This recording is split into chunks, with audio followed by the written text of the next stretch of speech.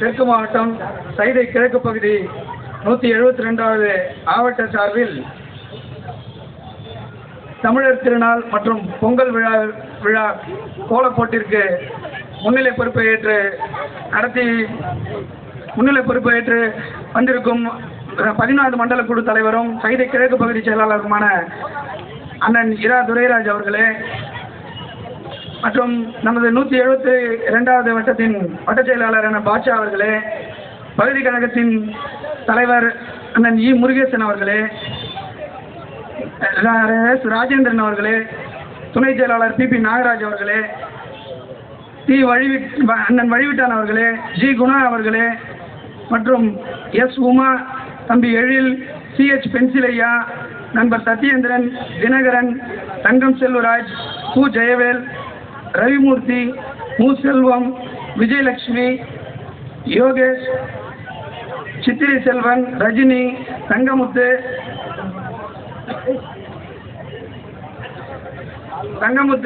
Ramakrishnan, போயேஜ், Susheela, Venmathi, baby, Kanniappan, Srinivasan, Rajesh Khanna உள்ளிட்ட அனைவரும் என்னுடன் சேர்ந்து 3 நாட்களாக ஒத்துழைப்பு கொடுத்த உங்க அனைவருக்கும் 172வது ஆவட்டத்தின் சார்பில் நன்றியை தெரிவிச்சுக்கிட்டு இந்த விழாவிற்கு சிறப்புரையேற்றி உங்களுக்கெல்லாம் பரிசு பொருட்களை வழங்க வந்திருக்கும் அண்ணன் மருத்துவ மற்றும் மக்கள் நல்வாழ்வுத்துறை அமைச்சர் அண்ணன் அவர்களை வருக என வரவேற்று, ஒரு விஷயம் என்னன்னா, ஒரு தலைவன் எப்படி இருக்க வேண்டும் என்பதற்கு காட்சிக்கு எளியவனாய், கடும் சொல் பேசாதவனாய், இன்சொல் உடையவனாய், தேவைக்கு உதவுவனாய், பொதுநலனுக்காக தன்னையே அர்ப்பணம் கொண்டவனாய், பொறுமை உடையவனாய் இருப்பது ஒரு தலைவனுக்குரிய அடிப்படை குணங்களாக இலக்கியங்கள் சுட்டுகின்றன. அதற்கு உதாரணம் நம்ம தென்சென்னை மாவட்டத்து செயலாளராக இருக்கக்கூடிய, நமக்கெல்லாம் தலைவராக இருக்கக்கூடிய அண்ணன் அமைச்சர் அவர்கள் தான் நம்ம எல்லாருக்கும் ரோல் மாடலாக இருந்து அவர் பின்னாடி நம்ம வழிநடத்தி அவருடன் சேர்ந்து நம்ம 172வது ஆவட்ட நிர்வாகிகள் அனைவரும் செயல்பட வேண்டும் என்று கேட்டுக்கொண்டு, இன்னொரு விஷயம், இப்போ இங்கே இவ்வளோ பெரிய கூட்டம் கூட்டியிருக்கோம். இங்கே குறைஞ்சபட்சம் ஒரு 3000 பேர், கிட்டத்தட்ட 3000 பேர்கிட்ட இருக்கோம்.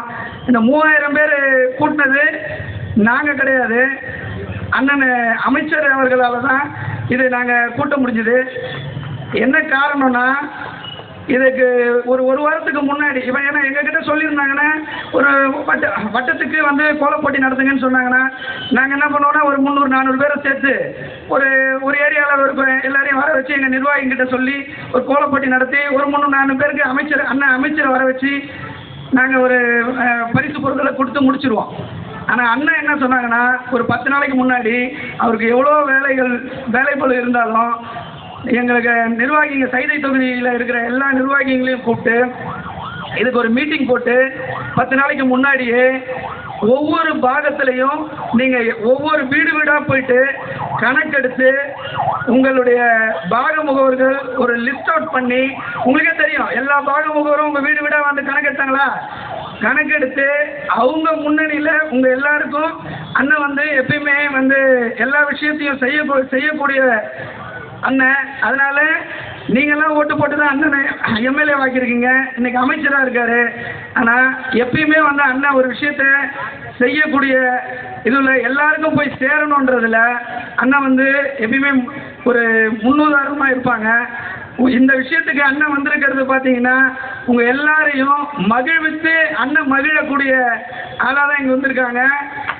அதுக்காக நம்ம இப்போ உங்கள் எல்லாரையும் அண்ணன் இங்கே வர வச்சதுக்கு காரணத்துக்கு 172வது ஆவட்டத்தின் சார்பில் நீங்கள் எல்லாரும் அண்ணனுக்கு நன்றி தெரிவிக்கிற விதமாக உங்கள் கரகொலியை எழுப்பி அண்ணனுக்கு நன்றியை தெரிவிக்கணும்னு கேட்டுக்கிட்டு உங்கள் எல்லாருக்கும் 172வது ஆவட்டத்தின் சார்பில் தமிழர் திருநாள் மற்றும் பொங்கல் வாழ்த்து கூறி விடைபெறுகிறேன். நன்றி, வணக்கம்.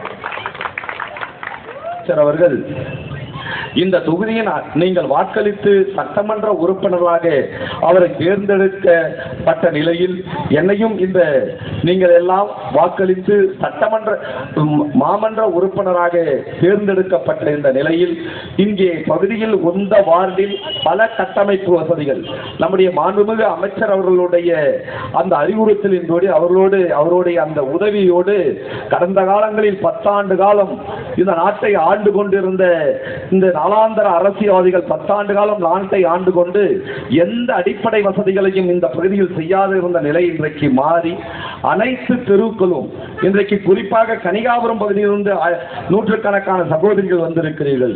வெய்ய காலம் இருந்தாலும் மழை காலம் இருந்தாலும் சாக்காடையும் அந்த சந்தில நடந்தே போக முடியாது.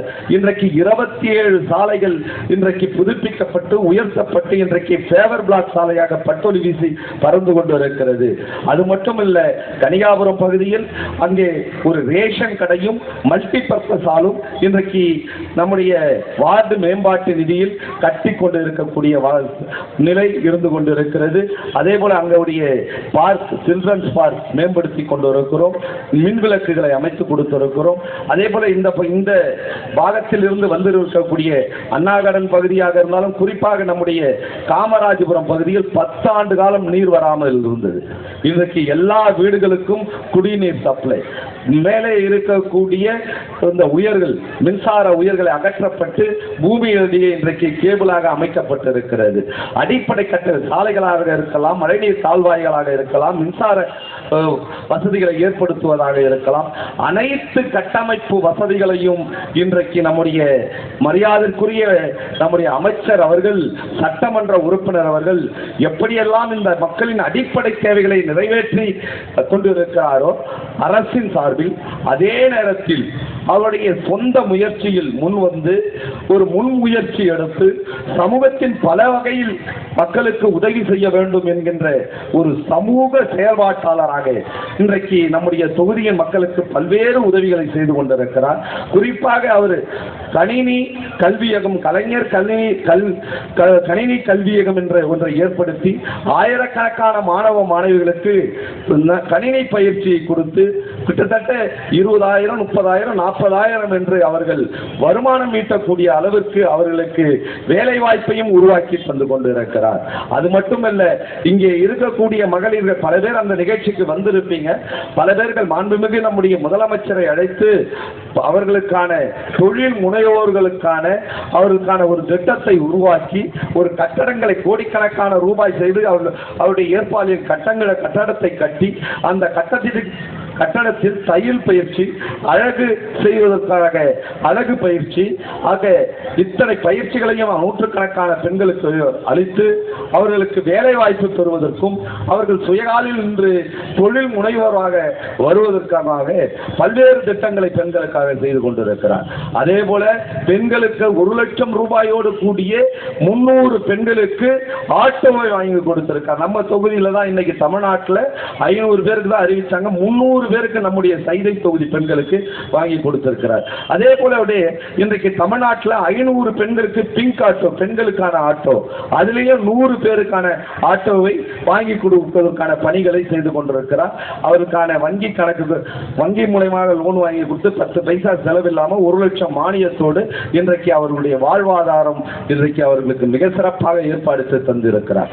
இது போன்ற சமூக நல திட்டங்கள் நம்முடைய குறிப்பாக நம்முடைய சைதை தொகுதியில் நம்முடைய கிண்டியில் இருக்கக்கூடிய கலைஞர் நூற்றாண்டு மல்டி ஸ்பெஷாலிட்டி மருத்துவமனை இன்றைக்கு நம்முடைய மிகப்பெரிய மருத்துவமனையாக இருக்கக்கூடிய அப்போலோ போன்ற மருத்துவமனைக்கு நிகராக அதையும் மிஞ்சுகிற அளவிற்கு இன்றைக்கு அனைத்து கட்டமைப்பு உயர் சிகிச்சை தரக்கூடிய அனைத்து கட்டமைப்பு வசதிகளையும் உள்ளடக்கிய கிட்டத்தட்ட 500 ரூபாய் கோடி செலவில் நம்முடைய தொகுதி மக்களுக்காக அந்த திட்டத்தை கொண்டு வந்து மாண்புமிகு நம்முடைய முதலமைச்சரிடத்தில் எடுத்து கூறி கொண்டு வந்த அந்த திட்டத்தை இங்கே செயல்படுத்தியதனுடைய விளைவு சைதை தொகுதி மட்டுமல்ல, இன்றைக்கு திண்டிவனத்தில் இருந்தும் கடலூரிலிருந்தும் விழுப்புரத்தை தாண்டியும் இன்றைக்கு நூற்றுக்கணக்கான கிலோமீட்டர்கள் இருந்து இன்றைக்கு ஆயிரக்கணக்கான மக்கள் இன்றைக்கு பயன்படுத்திக் கொண்டிருக்கிறார்கள்.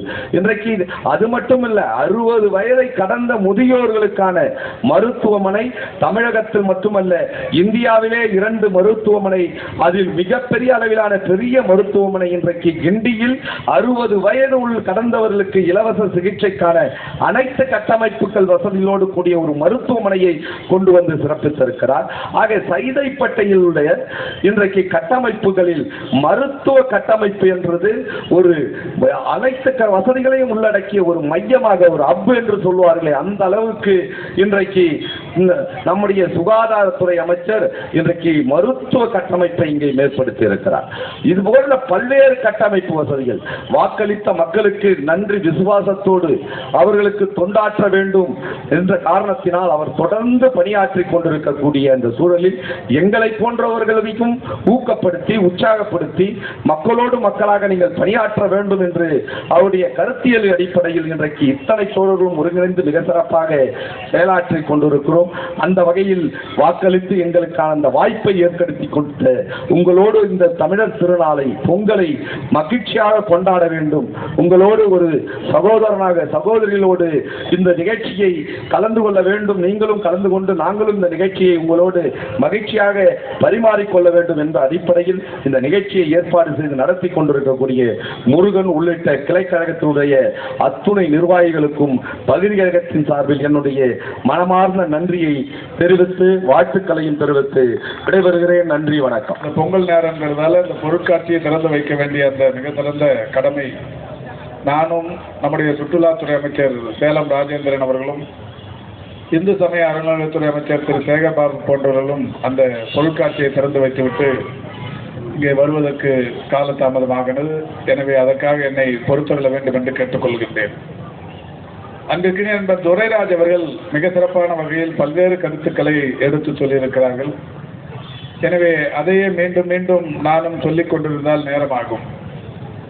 பொதுவாகவே இந்த கோலப் போட்டி நடத்துறதுக்கான காரணம் உங்களுக்கு நல்லா தெரியும். கோலம் போடுறதுங்கிறது எப்போ தொடங்குச்சுன்னா, உலகத்தில் யார் முதல்ல கோலம் போட தொடங்கினாங்கன்னா தமிழர்கள் தான் கோலம் போட தொடங்கி இருக்கிறாங்க. தமிழர்களுக்கு பல்வேறு வரலாறுகள் உண்டு. இந்த தமிழர்களின் பழம்பெரும் வரலாறுகளில் ஒன்று இந்த கோலம் போடுகிற இந்த பணி என்பது. சரி, நீங்க கேட்கலாம், இப்ப இந்தியாவில் 36 மாநிலங்கள் இருக்கு, அங்கே யாரும் கோலம் போடலையான்னா, தமிழ்நாட்டில் கோலம் போடுறதுக்கு முன்னாடி அங்கே யாரும் கோலம் போடல. இங்கதான் கோலம் போடுறது ஆரம்பிச்சதுக்கு அப்புறம் ஆந்திராவில் இதை பார்த்து முக்குன்னு போட ஆரம்பிச்சாங்க. கர்நாடகாவில் போட்ட கோலத்துக்கு பேர் அசேன்னு பேரு. அவங்க கோலம் போட்டாங்கன்னா அதுக்கு பேர் அசே. மேற்கு வங்கத்தில் கோலம் போடுவாங்க, அவங்களுக்கு பேர், அந்த கோலத்துக்கு பேர் அல்போனான்னு பேரு. மிதிலாங்கிற உத்தரப்பிரதேசத்தில் இருக்கிற நகரத்தில் கோலம் போடுவாங்க, அதுக்கு பேர் அரிப்பான்னு பேரு. மகாராஷ்டிராவில் கோலம் போட்டாங்கன்னா அதுக்கு பேர் இந்த ரங்கோலின்னு பேரு. ஆக இந்த கோலங்களுக்கு ஒவ்வொரு ஊர்ல ஒரு பேரு. ஆனா இதுக்கெல்லாம் பிறப்பிடம் எதுன்னா தமிழ்நாடு தான். தமிழ்நாட்டில் தான் நம்ம முதல்ல கோலம் போட தொடங்கி அது மகாராஷ்டிராவில் ரங்கோலியா மாறி, மிதிலால அரிப்பானா மேற்கு வங்கத்தில் அதுக்கு வேற ஒரு பேர் அல்போனான்ற பேர்ல கர்நாடகத்தில் அசேங்கிற பேர்ல பக்கத்தில் இருக்கிற ஆந்திராவில் முக்குன்ற மாதிரி பேர் வந்துச்சு. இங்கே காமராஜபுரத்தில் இருக்கிற சகோதரிகளுக்கு முக்குன்னா நல்லா தெரியும். அவங்க காலையில் கோலம் போடுறாங்கிறத விட முக்கு ஏற்றினாவான்னு கேட்பாங்க. அம்மாவா இல்லையா, எவ்வளோ பேர் காமராஜபுரத்துலேருந்து வந்துருக்குறீங்க சகோதரிங்க, கை தூக்குங்க, அப்படி தானே சொல்லுவீங்க முக்கு. இப்போ கர்நாடகத்தில் இருக்கிறவங்க அசேன்னு சொல்லுவாங்க. ஆக இந்த கோலத்துக்கு பிறப்பிடமே தமிழ்நாடு தான். இந்த கோலம் போட்டது எதுக்காக போட்டாங்க அந்த காலத்தில் யாருக்காவது தெரியுமா? தெரிஞ்சிருக்கோம் நிறைய. கோலம் போட்டதை எதில் போடுவாங்கன்னா அரிசி மாவில் போடுவாங்க. அரிசி மாவில் கோலம் போட்டதுக்கு என்ன காரணம்னா, நம்ம வீட்டு வாசல்ல சாணம் தெளிச்சு அரிசி மாவில் கோலம் போட்டதுக்கான காரணம் நிறைய பேருக்கு தெரிஞ்சிருக்கோம். இந்த அரிசி மாவு போடுறதால, கோலம் போடுறதால இந்த எறும்பு ஈ மாதிரியான நுண்ணுயிர்களுக்கு அது உணவு. இந்த எறும்புக்கும் ஈக்கும் உணவிடணும் அப்படிங்கிற அந்த அவசியத்துல தான் அந்த கோலம் போட தொடங்கினது. அரிசி மாவில் கோலம் போட்டாங்க. இப்போ நம்ம அரிசி மாவில் யாரும் கோலம் போடுறோமா? கல் மாவு, அந்த மாவு, இந்த மாவுன்னு ஏதோ ஒரு கலர் பவுடர்ல போடுறோம். அரிசி மாவில் கோலம் போடுறது ரொம்ப குறைவு. இங்கே இருக்கிற இந்த 2700 பேரில் கண்டிப்பாக அரிசி மாவில் கோலம் போடுறவங்க 1-2% போட்டால் அதிகம். ஆனால் பெரும்பகுதி இந்த கல் மாவுலேயும் பவுடர்லேயும் தான் கோலம் போடுவாங்க.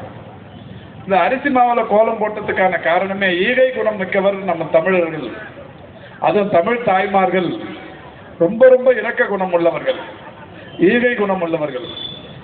சின்ன உயிர் கூட வாழணும், அது பிறந்ததுன்னா வாழ்ந்து தீரணும் அப்படிங்கிறதுல ரொம்ப அக்கறையாக இருக்கிறவங்க. அதனால தான் இந்த கோலத்தை வந்து அரிசி மாவில் போட்டாங்க. அரிசி மாவில் கோலம் போடுறதுக்கு முன்னாடி சாணம் தெளித்தாங்க. அதையே சாணம் வந்து ஒரு நல்ல வேதிப்பொருள். இந்த சாணம் தெளிச்சோம்னா வீட்டு வாசல்ல தேள், இந்த பூரா, இந்த மாதிரியான விஷப்பூச்சிகள் வீட்டுக்குள்ள வராது, விஷ கொசுக்கள்லாம் கூட வராது அந்த ஸ்மெல்க்கு. அதனால தான் சாணம் தெளித்தாங்க. ஆனால் இப்போ என்ன ஆயிடுச்சுன்னா நாளடைவில் சாணம் எடுத்து அதை கரைச்சி தெளிக்கிறதுல அசூயப்பட்டுக்கின்னு சாணி பவுடர் வாங்கி போட ஆரம்பிச்சாங்க. சாணி பவுடர் வந்து விஷமத்தனமானது, விஷம் கலந்தது, ரொம்ப அதிக விஷம் கொண்ட பொருள் சாணி.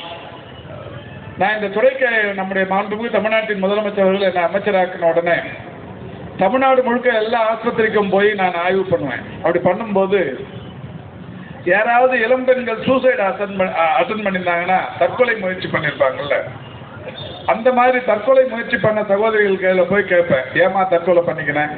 ஒன்று படிப்பு தோல்வி, இல்லை காதல் தோல்வி, ஏதாவது ஒரு காரணம் சொல்லுவாங்க.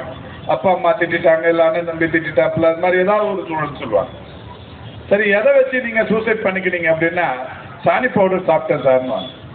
இந்த சாணி பவுடர் இருக்குல்ல, அது ரொம்ப ஈஸியாக கிடைக்கிற ஒன்றா இருந்தது. அதை சாப்பிட்டு நிறைய பேர் தற்கொலை முயற்சி பண்ணாங்க.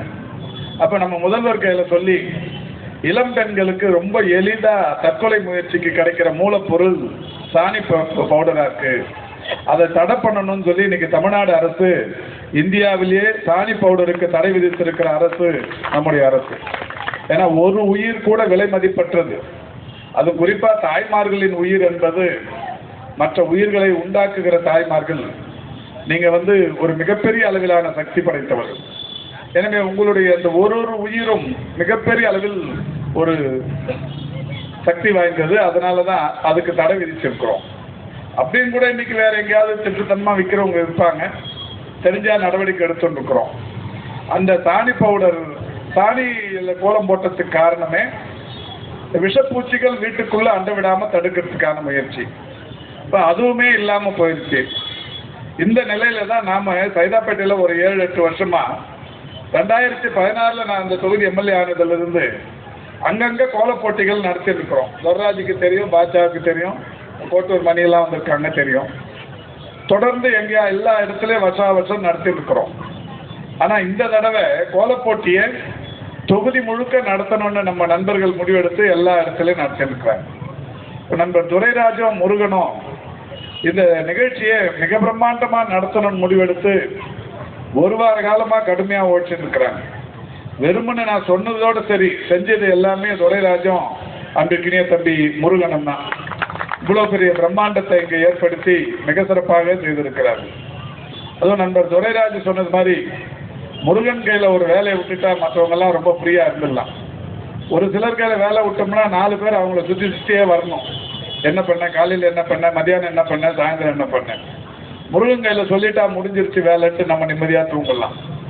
அந்த வகையில் நண்பர் முருகன் மிக பிரம்மாண்டமாக இந்த விழாவை ஏற்பாடு செய்து ரொம்ப நேர்த்தியாக நடத்திருக்கிறாரு. அதுக்காக நான் அவரை மாவட்ட கழகத்தின் சார்பில் பாராட்டுகிறேன். இதை பொறுத்த வரைக்கும் நம்ம பொங்கல் விழா நடத்துறதுக்கான காரணம், தாய்மார்களை பொறுத்தவரை அரசு திட்டங்கள் எல்லாமே உங்களுக்கு நல்லா தெரிஞ்சிருக்கும். இந்த அரசு நம்முடைய மாண்புமிகு தமிழ்நாட்டின் முதலமைச்சர் மகளிருக்கான அரசாகவே இதை நடத்தி கொண்டிருக்கிறார். 2021 மே மாதம் 7ஆம் தேதி முத்துவேல் கருணாநிதி ஸ்டாலின் அப்படிங்கிற மாதிரி அவருடைய குரல் ஒலிக்க தொடங்கினதிலிருந்து மகளிருக்கான திட்டங்களையே முழுமையாக செயல்படுத்திருக்கிறார். மகளிர் விடியல் பயண திட்டம்னு ஒரு பயண திட்டத்தை இன்னைக்கு அறிவிச்சார். உலகம் முழுக்க எங்கேயும் இல்லை அந்த திட்டம், தமிழ்நாட்டில் மட்டும்தான் அந்த திட்டம் இருக்கு. என்ன அந்த திட்டம்? அரசு பேருந்துகள்ல மகளிர் இலவசமாக பயணம் மேற்கொள்ளலாம். 2021 மே 7க்கு முன்னாடி, இந்த ஆட்சி வரத்துக்கு முன்னாடி மகளிர் ஒவ்வொரு நாளும் எவ்வளவு பேர் பஸ்ல பயணம் பண்ணாங்கன்னா 32 லட்சம் பேர் ஒரு நாளைக்கு பயணம் பண்ணாங்க மகளிர். அது எப்ப 2021ல 32 லட்சம் பேர் பயணம் பண்ணாங்கன்னா காசு கொடுத்து பயணம் பண்ணது 32 லட்சம் பேர். இன்னைக்கு விடியல் பயண திட்டத்தில் இலவசமா பயணம் பண்ணலாம்னு சொன்னதுக்கு அப்புறம் இன்னைக்கு ஒவ்வொரு நாளும் எவ்வளவு பேர் பயணம் பண்றாங்கன்னா 57 லட்சம் பேர். 32 லட்சம் பேர் அப்ப 3 வருஷத்துக்கு முன்னாடி பணம் கொடுத்து பயணம் பண்ணணும் போது 32 லட்சம். இன்னைக்கு விடியல் பயண திட்டத்தில் பயணம் பண்றது 57 லட்சம். அப்படின்னா ஒவ்வொரு நாளைக்கும் 25 லட்சம் மகளிர் அரசு பேருந்துகளை பயன்படுத்த தொடங்கி இருக்கிறார்கள் கூடுதலா. இது ஒரு மிகப்பெரிய பிரம்மாண்டமான சாதனை. இப்ப பொருளாதார நிபுணர்கள் ஒரு கணக்கு எடுத்திருக்கிறாங்க. என்ன கணக்குன்னா, இந்த இலவச பயணம் வந்த உடனே ஒவ்வொரு மகளிருக்கும் மாதாந்திர சேமிப்பு எவ்வளவு வந்திருக்கு. இப்ப இதுக்கு முன்னாடி ஒரு 15,000 ரூபாய் சம்பளம் வாங்குற சகோதரி காலையில வேலைக்கு போயிட்டு திரும்பி வரும்போது 2 கட்டணம் தரணும் அப் அண்ட் டவுன். அதுக்கப்புறம் அவங்க கோயம்பேடுக்கு போயிட்டு காய்கறி வாங்கி வந்தோம்னா அதுக்கு ஒரு 2 கட்டணம் தரணும். 4 பயணம் ஆச்சு. இந்த 4 பயணமும் சேர்த்து மாசந்தோறும் அவங்க அந்த பஸ்ஸுக்கு கொடுத்தது அது 1,500 ரூபாய், 2,000 ரூபாய், 3,000 ரூபாய் என்னமோ செலவாயிருக்கலாம். இந்த மாதிரி ஒட்டுமொத்தமா செலவானதை சராசரியா கணக்கிடும் போது 57 லட்சம் மகளிருக்கு சராசரியா கணக்கிடும் போது பொருளாதார நிபுணர்கள் என்ன சொல்லியிருக்கிறாங்கன்னா, ஒவ்வொரு சகோதரிக்கும் இந்த பேருந்து பயணத்தை பயன்படுத்துகிற சகோதரிக்கு மாதந்தோறும் 888 ரூபாய் சேமிப்பாக கிடைக்கிறது சொல்லிக்கிறாங்க. 888 ரூபாய் மாதந்தோறும் சேமிப்பாக கிடைக்கிறது. இந்த மகத்தான திட்டம் நம்முடைய மாண்புமிகு தமிழ்நாட்டின் முதலமைச்சர்களால் கொண்டு வரப்பட்டிருக்கிற திட்டம். கலைஞர் மகளிர் உரிமை தொகை திட்டம் மாதந்தோறும் குடும்ப தலைவிகளுக்கு 1000 ரூபாய் 1,15 லட்சம் தாய்மார்களுக்கு தரப்படுகிறது. 1,15 லட்சம் தாய்மார்கள் இன்றைக்கு அந்த தொகையை வாங்கி கொண்டிருக்கிறார்கள். இன்னும் ஒரு 14-15 லட்சம் பேர் அப்ளை பண்ணி காத்து நிற்கிறாங்க. மாண்புமிகு தமிழ்நாட்டின் முதலமைச்சர்களுடைய பரிசீலனையில் இருக்கிறது. மிக விரைவில் அதற்கான நல்ல அறிவிப்புகளும் வரவிருக்கிறது. இந்த மாதிரி திட்டங்கள் நிறைய இருக்கு. புதுமை பெண்ணுன்னு ஒரு திட்டம் வந்திருக்கிற நிறைய பேருக்கு தெரிஞ்சிருக்கும். புதுமை பெண்ணா உங்க வீட்டு பெண் குழந்தைகள் 6ல இருந்து 12 வரைக்கும் அரசாங்க ஸ்கூல்ல படிச்சிருந்தா அதுக்கப்புறம் பிஏஓ, பிகாமோ, பிஎஸ்சியோ, பிஇஓ, எம்பிபிஎஸ்ஓ ஏதாவது படிக்கணும்னா உயர்கல்விக்கு போனோம்னா மாசம் 1000 ரூபாய் தர திட்டம் பேர் தான் புதுமை பெண் திட்டம். டிப்ளமா படிக்கிறவங்களுக்கு 2 வருஷம் 24,000 ரூபாய். பிஏ, பிகாம், பிஎஸ்சி மாதிரியான இளங்கலை வகுப்புகளில் படிப்பவர்களுக்கு 3 வருடம் 36,000 ரூபாய். பிஇ படிக்கிறவங்களுக்கு, பொறியியல் படிக்கிறவங்களுக்கு 4 வருஷம் 48,000 ரூபாய். எம்பிபிஎஸ் படிக்கிறவங்களுக்கு 5 வருஷம் 60,000 ரூபாய். இது தர திட்டம் தான் புதுமை பெண் திட்டம். இது ஏன் இந்த நிகழ்ச்சியில் உங்களுக்கு சொல்றேன்னா, அன்புக்கினிய சகோதரிகள், இந்த திட்டத்தை நீங்க பயன்படுத்த தெரிஞ்சுக்கணும். இந்த மாதிரியான ஒரு திட்டம் தமிழ்நாட்டில் இருக்குங்கிறத தெரிஞ்சுக்கணும். நாளைக்கு மார்ச் மாசத்துக்கு அப்புறம் உங்க வீட்டில் ஒரு பெண் குழந்தை +2 முடிச்சுட்டு அடுத்த கல்லூரிக்கு போகணும்னு சொன்னா இந்த திட்டத்தில் துர்ராஜை கூப்பிட்டு, நம்ம ஊர் கவுன்சிலர் துர்ராஜ், எங்க வீட்டில் எங்க பாப்பா வந்து +2 முடிச்சிருச்சு, இந்த காலேஜில் சேர்க்க போறேன், அதுக்கு இந்த திட்டத்தில் எனக்கு பலன் பெற வழி பண்ணி கொடுன்னு சொன்னா அவர் பண்ணி கொடுப்பார். இதை தெரிஞ்சுக்கினீங்கன்னா அதை பண்ணிக்கலாம். அப்ப இந்த 2 வருஷத்துல எவ்வளவு பேர் அதில் பயன்பெற்றிருக்காங்கன்னா 4,52,000 பெண் குழந்தைகள் அதில் பயன்பெற்று இருக்கிறார்கள். இப்ப இதை பார்த்த உடனே ஆண் மாணவர்களுக்கும், நம்முடைய மாணவர்கள் இருக்காங்கல்ல தம்பிகள், அவங்களுக்கும் தரணுங்கிற கோரிக்கை வந்த உடனே நம்ம முதலமைச்சர் என்ன பண்ணாருன்னா, இன்னைக்கு 3,52,000 பேருக்கு 3,52,000 பேர் பயன்பெறுகிற வகையில் தமிழ் புதல்வன் ஒரு திட்டத்தை தொடங்கி கடந்த 4-5 மாதங்களாக அவர்களுக்கும் தரப்பட்டு வருகிறது. இந்த மாதிரி நான் முதல்வன், தமிழ் புதல்வன், புதுமை பெண், இந்த மாதிரி ஏராளமான திட்டங்கள் மகளிருக்கான திட்டங்களாக இன்றைக்கு தமிழ்நாட்டில் செயல்படுத்தப்பட்டு வருகிறது. இந்த திட்டங்களை குறித்தெல்லாம் நீங்கள் தெரிந்து கொள்ள வேண்டும் என்பதற்காகத்தான் இது போன்ற பொங்கல் விழா நாட்களில் நாம் இதை குறித்து அறிந்து கொண்டால் நாம் அதை பயன்படுத்திக் கொள்ள முடியும் என்கின்ற நிலையில்தான் இது போன்ற நிகழ்ச்சிகள் நடைபெற்றுக் கொண்டிருக்கிறது. நம்முடைய இனிய நண்பர் துரைராஜ் அவர்கள் மிக சிறந்த செயல் வீரர். அவர் இந்த வட்டத்தின் மாநகராட்சி மன்ற உறுப்பினராக தேர்வு செய்யப்பட்டதற்கு பிறகு இப்ப பாத்தீங்கன்னா அவர் சைதாப்பேட்டையையும் பக்கத்தில் இருக்கிற வேளச்சேரிக்கும் சேர்ந்து அவர் தான் கார்பரேஷனுக்கு சேர்மன். அப்போ இந்த வேளச்சேரி தொகுதியிலையும் சைதாப்பேட்டையிலையும் ரோடு போடணுமா, காவா கட்டணுமா, லைட் எரியணுமா, எதுவாக இருந்தாலும் நண்பர் துரைராஜ் கையெழுத்து போட்டால் தான் முடியும்.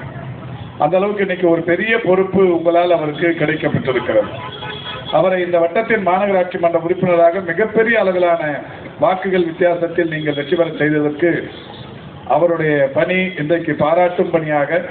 அவரை கேட்டால் சொல்லுவார், ராஜ்பவன் கோட்டர்ஸ்க்கு என்னெல்லாம் பண்ணீங்கன்னா சொல்லுவார், கனிகாபுரத்தில் 37 தெரு இருக்கு என்ன பண்ணீங்கன்னா சொல்லுவார், அண்ணா கார்டன் என்னெல்லாம் பண்ணிருக்கீங்கன்னா சொல்லுவார், இப்போ காமராஜபுரம், கணபதி காலனி, நேரு நகர், சாத்தானிப்பேட்டை, செங்கனியம்மன் கோயில் தெரு, 5 பல்லாங் ரோடு, இங்கிருந்தெல்லாம் வந்திருக்கிறீங்க.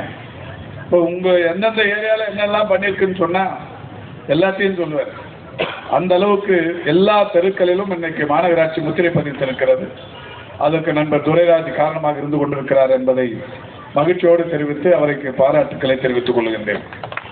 அந்த வகையில் தான் இன்னைக்கு அவருக்கு பேசும்போது சொன்னார், சைதாப்பேட்டில் ஒரு 450 கோடி ரூபாய் செலவில் கலைஞர் நூற்றாண்டு உயர் சிறப்பு மருத்துவமனை, அந்த மருத்துவமனையில் இருக்கிற மருத்துவ உபகரணங்கள் இந்தியாவில் வேற எந்த மாநிலத்தில் இருக்கிற அரசு மருத்துவமனையிலும் இல்லாத மருத்துவ உபகரணங்கள்.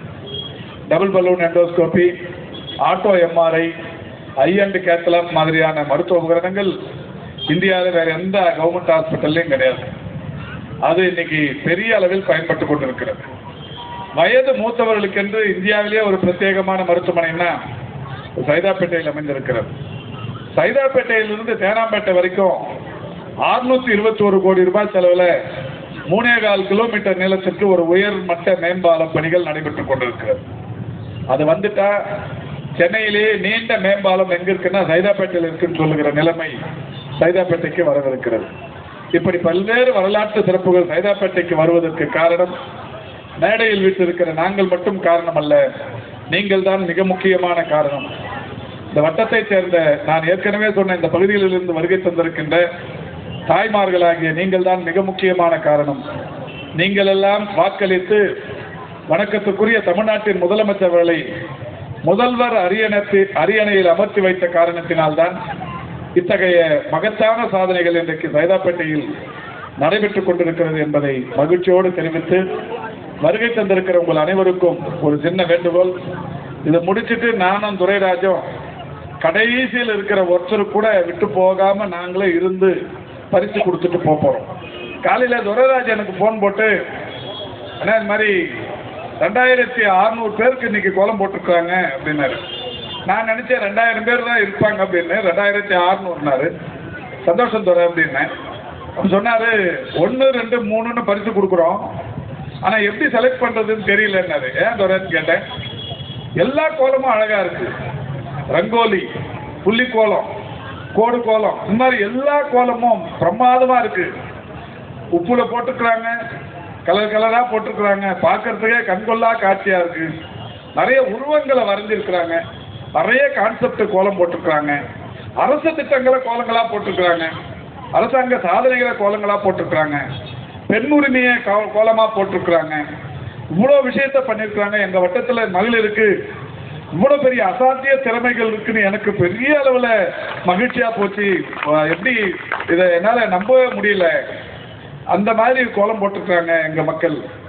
இதுக்கு இந்த பரிசு எப்படி 3 செலக்ட் பண்றதுன்னாரு. அது ஒன்னாரு, அந்த கவலையை விட்டுருங்க துறை. ரத்னா லோகேஸ்வரனும் இதுக்காக சேலத்துல இருந்து மேயரா இருந்தவங்க வந்திருக்கிறாங்க. இதுல எத்தனை டீம் போனாங்க இன்னைக்கு?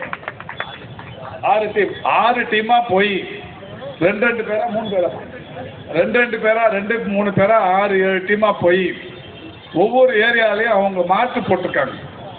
1ல இருந்து 10 வரைக்கும் முதல் மார்க்கை போட்டு, அதுக்கப்புறம் 9 10 மணிக்கு மேல உட்காந்து இந்த 6 டீமுமே உட்காந்து யார் 3 செலக்ட் பண்ணீங்களோ அந்த 3 எடுத்து அதுல ஒரு 18 கோலம் வந்திருக்கும். 6 பேர்னா 6 3 18 கோலம். இந்த 18 கோலத்துல 3 எடுக்கணும் அவங்களுக்கு. இதுல பெரிய நெருக்கடியே 2600 கோலத்தை பார்த்து மார்க் போடுறது ஈஸி.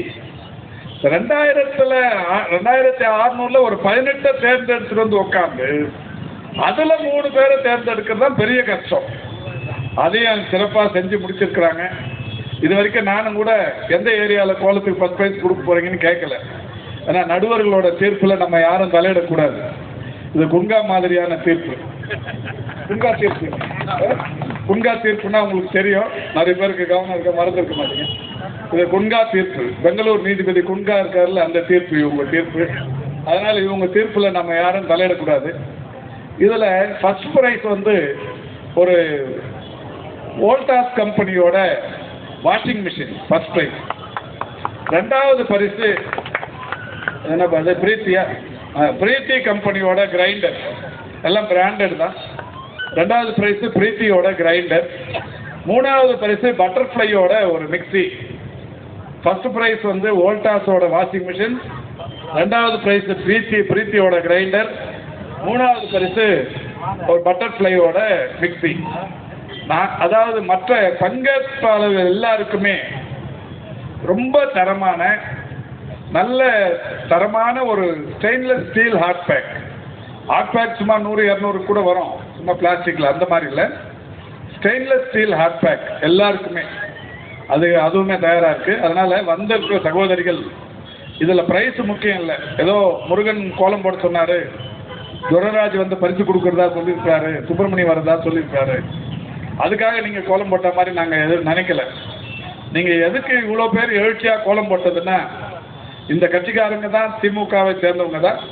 நல்லது கெட்டதுன்னா எப்போ வேணாலும் வந்து நிற்கிறாங்க. மழையா வெயிலா புயலா எதுவாக இருந்தாலும் வந்து நிற்கிறவங்க இவங்க தான். ரோடு சரியில்லைன்னு ஃபோன் பண்ணால் வந்து ரோடு போட்டு கொடுக்குறாங்க. குழாயில் தண்ணி வரலன்னு சொன்னால் வந்து பண்ணி கொடுக்குறாங்க. இவங்க கூப்பிட்டுருக்குறாங்க, போகணும், இவங்களோட சேர்ந்து பொங்கல் விழாவை கொண்டாடணும். அந்த மகிழ்ச்சியில் தான் நீங்கள் கோலம் போட்டிருக்கிறதா நினைக்கிறோம். உங்கள் அனைவருக்கும் என்னுடைய பொங்கல் வாழ்த்துக்களை தெரிவித்துக் கொள்கின்றேன். அன்றைக்கினிய சகோதரிகள் அனைவருக்கும் தமிழர் திருநாள் வாழ்த்துக்களையும் தெரிவித்து, இப்போ மூணாவது கோலம் எதுங்கிறத நான் சொன்னால் சரியாக இருக்காது, செலக்ட் பண்ணவங்களே சொல்கிறது தான் சரி. மூணாவது கோலத்தை யாருமா சொல்கிறது? இந்துமதியா? இந்துமதி, நீங்கள் வந்து வலசரவாக்கம், மதுரவாக்கம், நன்மங்கலம் பக்கத்தில் கோயிலம்பாக்கம் மேடவாக்கம்லாம் இருக்குல்ல, அங்கே நன்மங்கலத்திலேருந்து வந்திருக்கிறாங்க. இவங்க வந்து நல்ல சமூக வலைதள போராளி இந்துமதி. இவங்க மூணாவது கோலத்தை மிக சுருக்கமாக அறிவிப்பாங்க. மேடையில் வீற்றிருக்கும் மாண்புமிகு அமைச்சர் உள்ளிட்ட அனைவருக்கும் வணக்கம். இப்போ மூணாவது பரிசு நாங்கள் தேர்ந்தெடுத்திருக்கோம். இப்போ அமைச்சர் இப்பதான் சொன்னாங்க, நம்ம தாய்மார்கள் வந்து மிகவும் ஈகை குணம் உள்ளவர்கள் சொல்லிட்டு. இன்னும் இப்போ நாங்கள் தேர்ந்தெடுத்திருக்கவங்க வந்து இன்னும் ஒரு படி மேலே போய் காய்கறிகள் எதுவுமே ஆர்டிஃபிஷியல் கலர் இல்லாமல் காய்கறிகள் பூக்கள் மட்டும் வச்சு அதோடைய கலர்ஸ் வச்சு ரொம்ப அழகாக ஒரு ரங்கோலி போட்டிருக்காங்க. அதுக்காகவே நாங்கள் இந்த இதை தேர்ந்தெடுத்திருக்கோம். நோ ஆர்டிஃபிஷியல் கலர், ஒன்லி இயற்கை கலர் வச்சே கலர் சூப்பராக போட்டிருக்காங்க இவங்க. ஆனால் எல்லாருடைய கோலமும் நல்லா இருந்தது. இது ஃபுல்லாகவே இயற்கையாகவே போட்டிருக்காங்க, பூக்கள் காய்கறிகள் அதோடைய கலர்ஸ் வச்சே போட்டிருக்காங்க. அதனால இந்த மூன்றாவது பரிசு தேர்ந்தெடுத்திருக்கு. லீலாவதி மாதவன் ஸ்ட்ரீட் மூன்றாம் பரிசு. வாங்க மேலே வாங்க.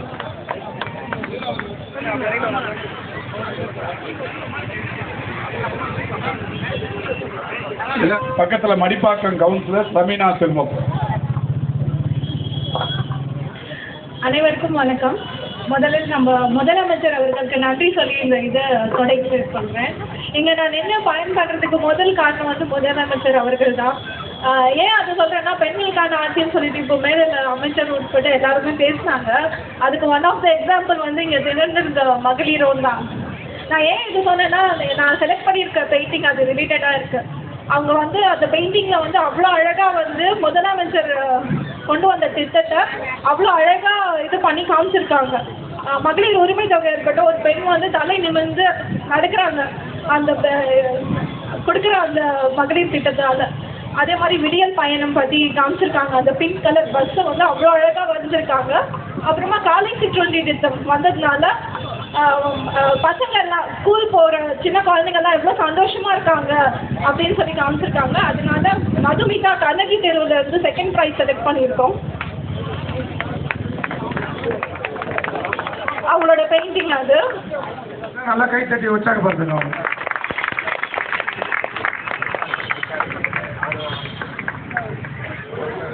இப்போ இந்த போட்டியோட ஒரு உச்ச நிலை முதல் பரிசு யாருன்னு நீங்களும் அவளோட தெரிஞ்சு காத்துட்டு இருக்கிறீங்க. முதல் பரிசு அறிவிக்க வர்றாங்க சேலம் மாநகராட்சியின் முன்னாள் மேயர் ரேகா பிரியதர்ஷினி. மாண்புமிகு அமைச்சர் அண்ணன் உள்ளிட்ட அவையோருக்கு என்னுடைய வணக்கங்களை தெரிவித்துக் கொள்கின்றேன். 16 வருஷத்துக்கு முன்னாடி மாண்புமிகு அண்ணன் அவர்கள் சென்னை மேயரா இருக்கும் பொழுது, நான் சேலம் மேயரா இருக்கும் பொழுது அண்ணனோட ஒரு பரிசளிப்பு நிகழ்ச்சியில கலந்துகிட்டேன்.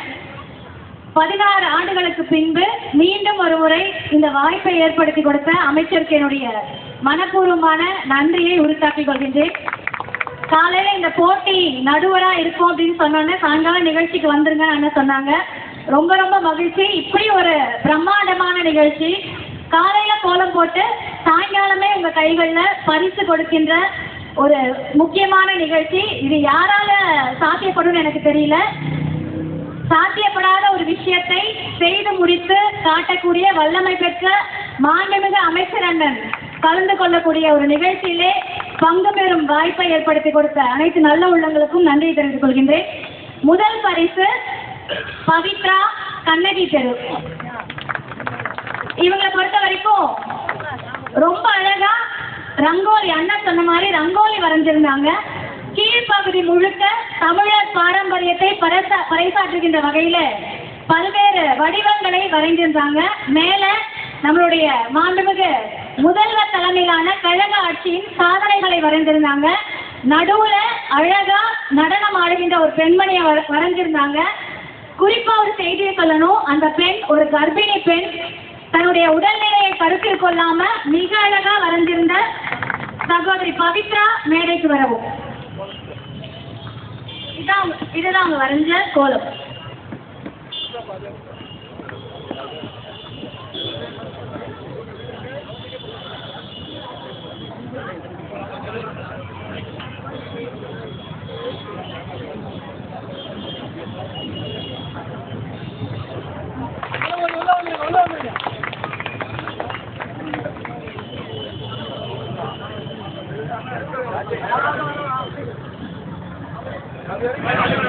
ரஜினி, இந்த பக்கம் இருக்கிறவங்கள பாயிண்ட் அனுப்புங்க.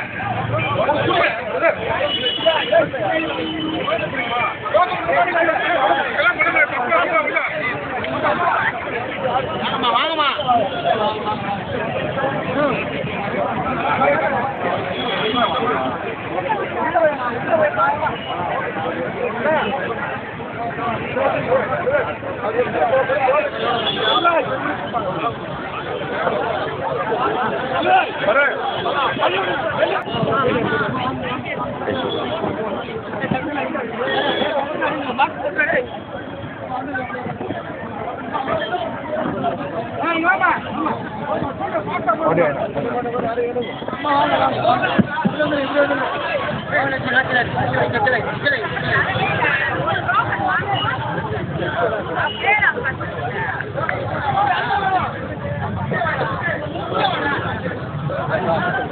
சீக்கிரம் வாமா, டைம் ஆகுது, சீக்கிரம் வாங்க.